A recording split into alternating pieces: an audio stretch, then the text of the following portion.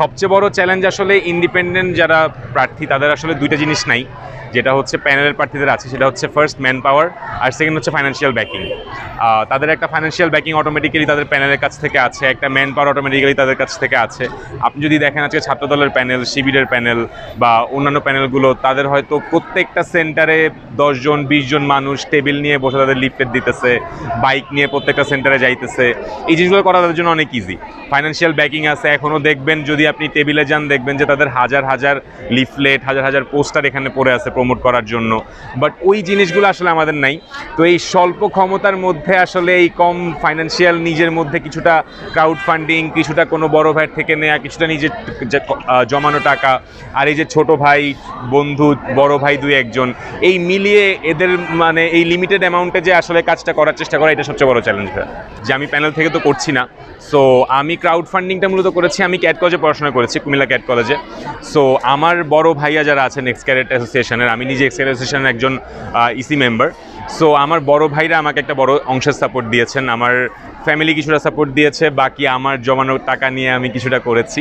আর যেটা বললাম man power ব্যাপারটা, ম্যান পাওয়ার ব্যাপার আমার ক্যাম্পেইনের অনলাইন ভিডিও মেকিং হোক, ফটো কার্ড হোক, এই সব কিছুই আমার একটা ফ্রেন্ড গ্রুপ আছে, কয়েকজন জুনিয়র আছে, এরা সবাই মিলে আসলে আমার সাথে কাজ করেছে। ওরা যে হেল্পটা করেছে, হেল্পের কারণে আসলে আমি যতটুকু আসতে পেরেছি ওটুকু আসতে পেরেছি। এই মানুষগুলোর সাথে কাজ করতে করতে থ্রু দিস ইলেকশন আমি একটা নতুন গ্রুপ অফ পিপল পাইছি, যারা আমার জুনিয়র আছে, যেখানে আমার ক্লাসমেটরা আছে, যাদের সাথে হয়তো আমি ওইভাবে কানেক্টেড ছিলাম না, বাট এই আমার ইলেকশন এর থ্রুতে কাজ করতে করতে ওদের সাথে এখন একটা আমার different kind of bonding create হয়ে গেছে। প্রতিদিনই হয়তো সেই সকাল 8টা থেকে রাত 12টা পর্যন্ত আমরা একসাথেই আসি, একসাথেই খাইতে যাচ্ছি, একসাথেই সব হলে যাচ্ছি। So this is a different kind of experience আর কি। অবভিয়াসলি মানে ইলেকশনে এসেছি এই কারণেই যে বিকজ আমি চাই যে আমি যে পোস্টে ইলেকশন করছি কেন্দ্রীয় সাহিত্য ও সাংস্কৃতিক সম্পাদক পদে, এই পোস্টে আসলে আপনি যদি লাস্ট কয়েক বছর দেখেন, আমিও যখন আগে ঢাকা ইউনিভার্সিটি দেখেছি, আমাদের কালচারের ব্যাপারগুলো, ইভেন্টগুলো অনেক অন্যরকম ছিল, অনেক বেশি ইভেন্টস হতো। আপনি যদি দেখেন সোডিয়াম বাতির গান লাস্টে এই ক্যাম্পাসে হয়েছে 2022 সালে, যখন আমি ফার্স্ট ইয়ারে আসছিলাম, that was the last one. এখন 23, 24, 25, 26 সেশনের কেউ কখনো সোডিয়াম বাতি গান এই ক্যাম্পাসে দেখে নেই। সো আমি চাই যে আমাদের ক্যাম্পাসের যে সংস্কৃতিটা মরে গেছে, সাহিত্যটা মরে গেছে, ওইটাকে আসলে জায়গায় তুলতে। সো আমি যদি আসলে জিততে পারি, সেজন্য এই ইলেকশনটা করা, যে আমি জিততে পারলে আমি ওই জিনিসটাই করতে চাই।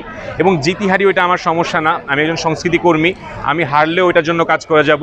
আর তার থেকে বড় কথা, আমি আসলে আমার ক্যাম্পেইনটা একটু ইউনিকভাবে করার চেষ্টা করেছি। আপনি যদি দেখেন, আমি একটা ছোটো কার্ড টাইপ করেছি, যে আমি মানুষকে আমার ইশতেহার আর লিফলেটের সাথে দিয়েছি। সো আমি চেয়েছি যে আমি হারি বা জিতি, যেই মানুষগুলোর কাছে আমি রিচ আউট করছি, তারা যাতে মনে রাখে তাদের ছোট ভাই বা বড় ভাই বা ক্লাসমেট নিলয় ডাকসু 2025 ইলেকশনটা করেছিল।